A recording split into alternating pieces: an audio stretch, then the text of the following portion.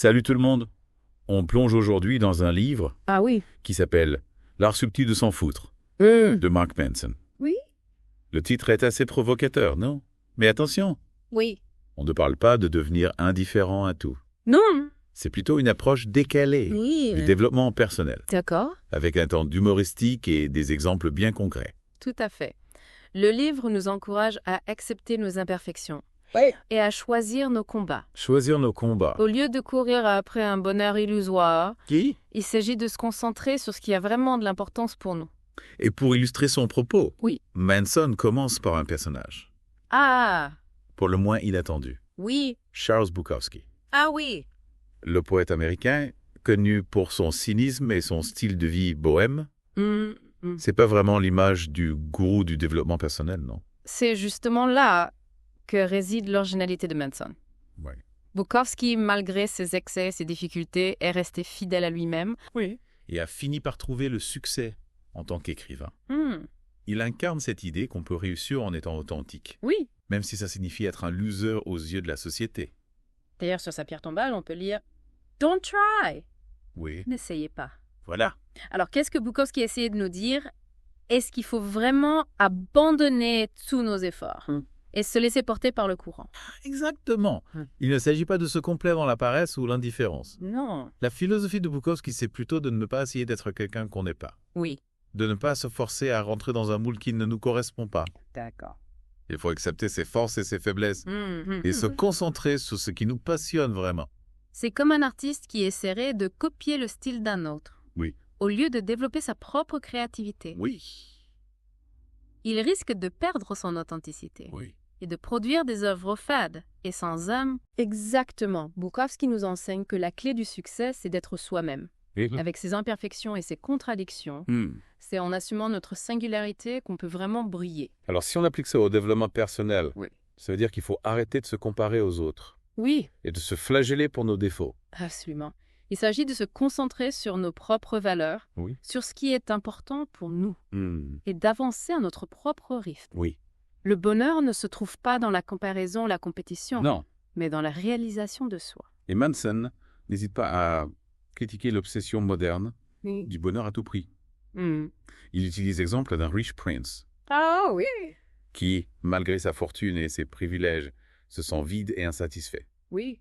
C'est un peu paradoxal, non? On pourrait penser que l'argent et le pouvoir garantissent le bonheur. C'est une illusion que la société moderne entretient. Oui. On nous bombarde de messages qui nous disent qu'il faut être heureux tout le temps. Qu'il faut réussir à tout prix. Oui, mais cette quête incessante du bonheur peut nous rendre encore plus malheureux. C'est un peu comme si on essayait de remplir un trou sans fond. Exactement. Plus on cherche le bonheur, plus on a l'impression qu'il nous échappe. Exactement. Manson nous rappelle que le bonheur n'est pas un état permanent, Non. mais plutôt une succession de moments agréables et de moments difficiles. Oui. La souffrance fait partie intégrante de la vie, et c'est en l'acceptant qu'on peut apprendre à apprécier les moments de joie. Et pour illustrer ce point, Manson nous présente un personnage pour le moins original. Oui. Panda Balkash. Ah! Un super-héros imaginaire qui balance des vérités crues aux gens. D'accord. Imaginez un panda en costume moulant qui débarque chez vous et vous dit « Ton mariage est une façade, vous vous détestez. Ah! » Ou « C'est cool d'avoir un travail bien payé, mais tu es un parent minable. » L'humour de Manson peut paraître provocateur, Oui. mais il sert à nous faire réfléchir sur nos illusions et nos faux semblants. Panda Balkash représente cette voix intérieure qui nous pousse à être honnêtes avec nous-mêmes. Oui, même si ça fait mal. C'est une façon de nous secouer un peu, Oui, de nous faire prendre conscience de nos contradictions et de nos erreurs. tout à fait. L'objectif n'est pas de nous culpabiliser, Non. mais de nous encourager à prendre nos responsabilités et à faire des choix plus authentiques. Et pour nous aider à faire ces choix, Manson nous parle des métriques de la misère, Ouais. c'est-à-dire des valeurs que nous utilisons pour mesurer notre succès et notre échec. Il distingue les bonnes valeurs qui sont basées sur la réalité et nous permettent de grandir Oui. des mauvaises valeurs qui sont superficielles et nous conduisent à la frustration. C'est un concept crucial pour comprendre l'art subtil de s'en foutre. Oui. Il ne s'agit pas de se désintéresser de tout, Non. mais de choisir consciemment ses combats, Choisir ses combats. de se concentrer sur ce qui est vraiment important pour nous. Et pour illustrer cette distinction entre bonnes et mauvaises valeurs. Oui. Manson prend l'exemple de 2 musiciens. Oui. Dave Mustaine, le leader du groupe Megadeth. Et Pete Best, le batteur original des Beatles. D'accord. Tous les deux ont été confrontés au rejet. Ils ont réagi de manière très différente. Mustaine, après avoir été renvoyé de Metallica, a nourri une profonde rancœur envers son ancien groupe. Ah oui? Il a mesuré son succès à l'aune du succès de Metallica, Oui. se condamnant à une vie de frustration et de ressentiment. Alors que Best, après avoir été évincé des Beatles juste avant leur ascension fulgurante, a choisi de tourner la page. Oui. Et de se concentrer sur sa famille et sa vie personnelle. Il a trouvé le bonheur en dehors de la gloire et de la fortune. Ces 2 exemples nous montrent que le rejet peut être une opportunité de croissance, ou une source de souffrance, en fonction des valeurs que nous choisissons de prioriser. Alors comment savoir si nos valeurs sont bonnes ou mauvaises? Comment choisir les combats qui valent la peine d'être menés? C'est une question que chacun doit se poser. Oui. Mais Manson nous donne quelques pistes. D'accord. Les bonnes valeurs sont généralement celles qui sont basées sur la réalité, Oui. qui sont constructives et qui dépendent de nous. Par exemple, l'honnêteté, la compassion, la persévérance. Tandis que les mauvaises valeurs sont souvent superficielles, destructives et hors de notre contrôle. Oui. Comme la recherche de la gloire, la dépendance à l'approbation des autres, l'obsession de la perfection. Exactement. Il est important de faire le tri dans nos valeurs. Oui. De choisir celles qui nous permettent de nous épanouir et de vivre une vie plus authentique. Et ça nous amène à notre point important du livre, Oui. l'importance de dire non. Ah. Manson nous encourage à accepter le rejet, à la fois en disant non aux autres et en acceptant d'être rejeté. C'est une idée qui peut paraître contre-intuitive, Oui. mais qui est essentielle pour établir des limites saines dans nos relations. Dire non, c'est se respecter soi-même Oui. et faire respecter ses besoins. Par exemple, si un ami vous demande un service qui vous met mal à l'aise, Oui. vous avez le droit de dire non, même si vous risquez de le décevoir. Exactement. Il est important de se rappeler que nous ne sommes pas obligés de dire oui à tout. Non. Nous avons le droit de choisir ce que nous voulons faire et avec qui nous voulons passer notre temps. Et accepter d'être rejeté. C'est aussi accepter que nous ne pouvons pas plaire à tout le monde. Oui. Il est impossible d'être aimé et approuvé par tous, et ce n'est pas grave. Tout à fait. L'important est d'être en accord avec soi-même Oui. et de vivre en fonction de ses propres valeurs. Le rejet peut être douloureux, mais il peut aussi être libérateur. C'est une façon de se détacher du regard des autres. Oui. Et de se concentrer sur ce qui compte vraiment pour nous. Exactement. L'art subtil de s'en foutre. Oui. C'est l'art de choisir ses combats, de se concentrer sur ce qui est important et de laisser tomber le reste. C'est une philosophie qui peut nous aider à vivre une vie plus sereine et plus épanouissante. Absolument. Et dans la deuxième partie de notre exploration, nous allons approfondir cette idée. D'accord. Et voir comment l'appliquer dans différents domaines de notre vie. Alors, restez avec nous. Oui. On a vu dans la première partie que l'art de s'en foutre, c'est avant tout l'art de choisir ses combats, de se concentrer sur ce qui compte vraiment et de laisser tomber le superflu. Exactement. Et ça implique d'accepter une certaine dose de rejet, de dire non aux autres et d'être prêt à entendre non en retour. Tout à fait. Manson compare d'ailleurs cette capacité à dire non à l'établissement de limites saines dans nos relations, un peu comme on construit les fondations solides d'une maison. Ah oui, je vois l'image tôt. Si on ne pose pas de limites claires, n'importe qui peut entrer et sortir à sa guise et notre maison risque de s'écrouler. Précisément. Sans limite, on devient vulnérable à la manipulation, à l'exploitation. Et on finit par se perdre soi-même. C'est un peu comme une dépendance, plus on cherche à satisfaire les besoins des autres. Sans se respecter, moins on se sent satisfait et épanoui. C'est vrai, ça me rappelle cette citation, on ne peut pas verser d'un verre vide. Si on ne prend pas soin de soi, de ses propres besoins et de ses limites, on n'a rien à offrir aux autres. Tout à fait. Manson utilise d'ailleurs l'exemple de douleur pour illustrer ce point. On a tendance à vouloir éviter la douleur à tout prix, mais elle joue un rôle essentiel dans notre vie. C'est vrai, on pense souvent à la douleur comme quelque chose de négatif, mais elle peut aussi être un signal d'alarme, un indicateur qu'il faut changer quelque chose. Exactement. Ignorer la douleur, c'est comme ignorer un voyant rouge sur le tableau de bord de sa voiture. Ça peut marcher un moment, mais tôt ou tard, on risque d'avoir un problème plus grave. Alors comment apprendre à accepter la douleur et à l'utiliser à notre avantage? Il s'agit de comprendre que la douleur fait partie intégrante de la vie de la croissance personnelle. C'est en traversant des épreuves, en faisant face à des difficultés qu'on apprend, qu'on évolue, qu'on devient plus fort. Et surtout, il faut choisir ses combats. On ne peut pas lutter contre tous les problèmes du monde, ni s'acharner sur des causes perdues. Absolument. C'est là que la notion de valeur prend tout son sens. On doit se demander qu'est-ce qui est vraiment important pour moi, quelles sont les valeurs qui me guident. Et ensuite, on concentre notre énergie sur les combats qui correspondent à ces valeurs. Manson est d'ailleurs en garde contre les mauvaises valeurs, celles qui nous conduisent à la frustration et au vide.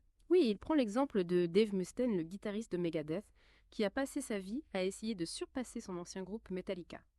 Il a mesuré son succès à l'aune du succès de Metallica et s'est ainsi enfermé dans une spirale de ressentiment et d'amertume. Alors que Pete Best, le batteur original des Beatles, a choisi une autre voie après avoir été évincé du groupe, il a trouvé le bonheur dans la vie de famille et la musique sans se laisser définir par son passé. Ces deux exemples illustrent parfaitement comment le choix de nos valeurs influence notre perception du succès et de l'échec. Si on se focalise sur des valeurs superficielles, on risque de passer à côté de ce qui compte vraiment. D'où l'importance de bien choisir ses combats. Et ça nous amène à un autre point crucial du livre, l'importance de dire non. Oui, Manson insiste beaucoup sur cette notion de dire non, non seulement aux autres, mais aussi à soi-même. Il faut apprendre à refuser ce qui ne nous correspond pas, ce qui va à l'encontre de nos valeurs. C'est un peu comme un muscle qu'on doit entraîner. Au début, ça peut être difficile de dire non, surtout si on a l'habitude de vouloir plaire à tout le monde. Exactement. Mais plus on pratique, plus ça devient facile et naturel. Et surtout, on se rend compte que non peut être libérateur. C'est vrai. On se sent plus fort, plus en contrôle de sa vie. Tout à fait. Et puis, les gens qui nous respectent vraiment vont comprendre et accepter nos refus. Ceux qui ne les acceptent pas, eh bien, c'est peut-être qu'ils ne méritent pas notre temps et notre énergie. Manson aborde ensuite un sujet délicat, l'adultère. Il explique que l'infidélité est souvent le symptôme d'un problème plus profond dans la relation. Oui, il ne s'agit pas de juger ou de condamner, mais de comprendre les motivations qui peuvent pousser une personne à tromper son partenaire. Il parle notamment d'un manque de communication, de respect ou d'engagement dans le couple. Exactement. L'adultère est rarement une solution. C'est plutôt une fuite, une tentative d'échapper à des problèmes qu'on ne veut pas affronter. Alors que faire si on est confronté à l'infidélité dans son couple ? Manson nous encourage à identifier les besoins non satisfaits dans la relation et à travailler ensemble pour trouver des solutions. Il met en garde contre la tentation de blâmer l'autre, de se poser en victime. C'est vrai, il faut prendre la responsabilité de ses propres actions et de ses propres choix. Et surtout, il faut communiquer, exprimer ses besoins et ses attentes à son partenaire. Exactement. La communication est essentielle pour reconstruire la confiance et sauver la relation. Mais parfois, la rupture est inévitable.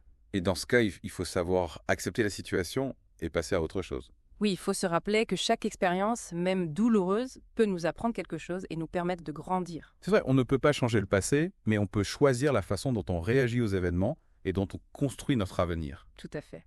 Et ça nous amène à un autre point important du livre.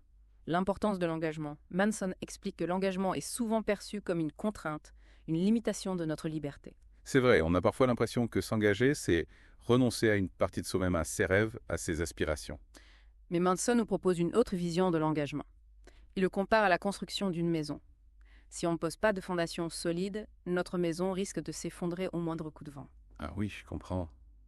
L'engagement, ce n'est pas un carcan. C'est une base solide sur laquelle on peut construire sa vie. Exactement. L'engagement nous permet de donner du sens à nos actions, de créer quelque chose de durable, de nous investir pleinement dans ce qui compte pour nous. Et ça peut concerner différents domaines de la vie. Une relation amoureuse, un projet professionnel, un engagement associatif. Tout à fait. L'important est de choisir consciemment ce quoi on veut s'engager et de se donner les moyens de le faire. Et de ne pas avoir peur des obstacles. Parce que l'engagement, ça implique aussi des efforts, des sacrifices, des moments difficiles. C'est vrai, mais c'est justement en surmontant ces obstacles qu'on grandit, qu'on apprend, qu'on devient plus fort. Et qu'on donne plus valeur à nos accomplissements. Exactement. Manson nous rappelle que la liberté sans engagement n'est qu'une illusion. C'est en s'engageant qu'on donne un sens à sa vie et qu'on trouve la vraie liberté. C'est une belle leçon. Et ça me donne envie de parler d'un sujet qui peut paraître un peu sombre, mais qui est inévitable. Watch your count. Ja, sånt är bra, man. Men c'est pas la grande faucheuse, men på un gros amour. Men c'est pas seulement das disciple qui s'en never procédé. Mais que nous vi ser nostidé för man frischer. Feu de Kinamam, so. La saga, mais là on va la faire sensée. Ah oui, la grande faucheuse va.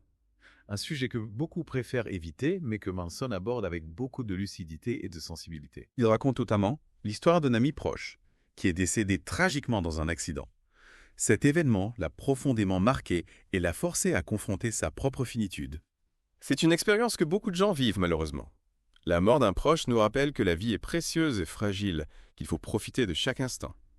Et surtout, ça nous pousse à nous interroger sur le sens de notre vie, sur ce qu'on veut laisser derrière nous. Tout à fait. Manson explique que la conscience de notre propre mort peut être un puissant moteur de changement. Elle nous incite à vivre plus pleinement, à oser prendre des risques, à poursuivre nos rêves. C'est un peu paradoxal, non? La mort qui est souvent associée à la fin, à l'absence, peut nous donner envie de vivre plus intensément. C'est justement ça le paradoxe. En acceptant notre finitude, on se libère de la peur de l'échec, de la peur du rejet, de la peur de vivre pleinement. C'est comme si on enlevait un poids énorme de nos épaules et qu'on pouvait enfin respirer librement. Exactement.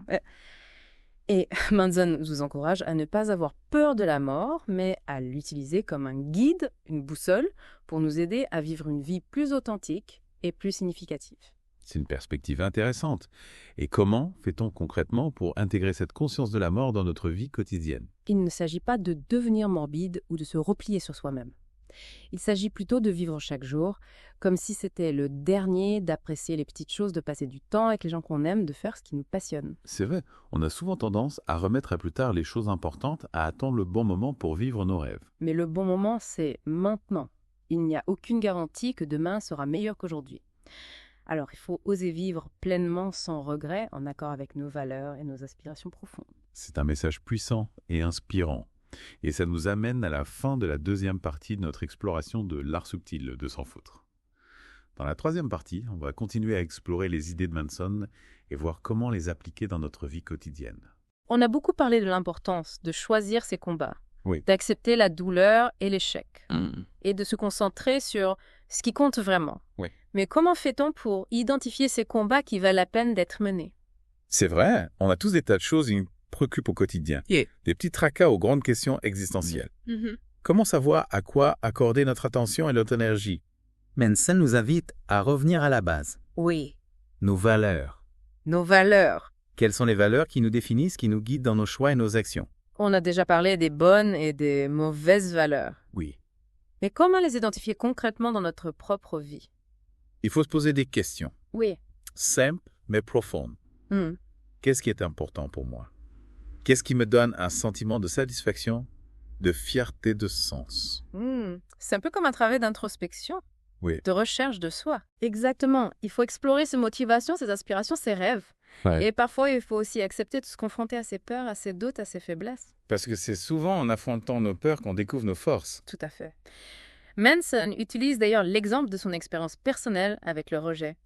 Il raconte comment sa première relation amoureuse s'est terminée de façon assez brutale, avec une tromperie et une rupture douloureuse. Ah oui, l'amour vache. On est nombreux à avoir connu ça. Mais au lieu de se laisser abattre par cette expérience, Manson en a tiré une leçon précieuse. D'accord. Il a compris que le rejet, aussi douloureux soit-il, pouvait être une force positive, un moteur de croissance et d'apprentissage. C'est un peu comme un muscle qu'on renforce à chaque épreuve. Oui. Plus on est confronté au rejet, plus on devient résistant et résilient. Exactement.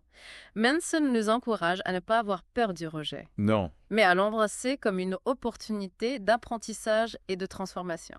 Chaque rejet nous permet de mieux nous connaître, d'identifier nos limites et de nous rapprocher de ce qui compte vraiment pour nous. C'est une vision assez libératrice du rejet, non? Oui. Oui, au lieu de le voir comme un échec, on peut le considérer comme une étape nécessaire de notre évolution. Tout à fait.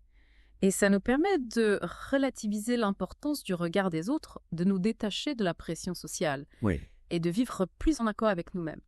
Et ça nous ramène à l'art subtil de s'en foutre. Oui. Se détacher du superflu, de ce qui ne nous correspond pas, pour se concentrer sur l'essentiel, sur ce qui nous fait vibrer. Exactement. Et Manson nous rappelle que la vie est trop courte pour la gaspiller à poursuivre des objectifs qui ne nous correspondent pas, à essayer de plaire à tout le monde, à se conformer à des normes qui nous étouffent. Il faut oser être soi-même. Oui. Avec ses imperfections, ses contradictions, ses passions. Tout à fait. Et pour finir, Manson nous invite à réfléchir à notre rapport à la mort. Un sujet un peu tabou, mais qui est pourtant au cœur de l'existence humaine. C'est vrai, on a tendance à éviter de penser à la mort comme si c'était quelque chose de lointain, d'abstrait. Mais Manson nous rappelle que la mort fait partie de la vie, qu'elle est inévitable et qu'elle peut nous aider à vivre plus pleinement. C'est un peu paradoxal, non?